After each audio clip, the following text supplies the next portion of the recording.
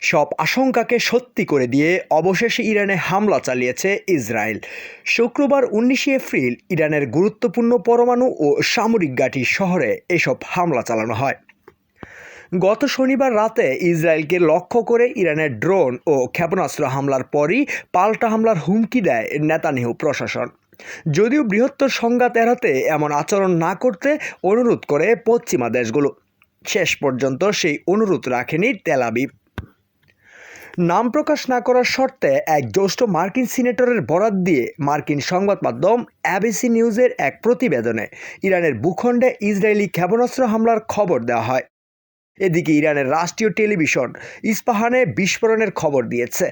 এমন পরিস্থিতিতে তেহরান, ইনসাফহাস, সিরাজ সহ বেশ কয়েকটি এলাকায় বিমান চলাচল স্থগিত করা হয়েছে। সক্রিয় করা হয়েছে আকাশ প্রতিরক্ষা ব্যবস্থাও।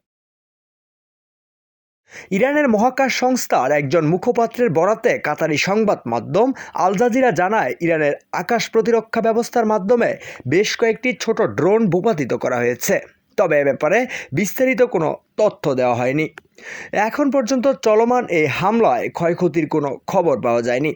এমনকি পাল্টা এই হামলার দায়ও স্বীকার করেনি ইসরায়েলির প্রতিরক্ষা বাহিনী। ইরানের ইস্পাহান শহরটি কৌশলগতভাবে গুরুত্বপূর্ণ শহর হিসেবে বিবেচনা করা হয়।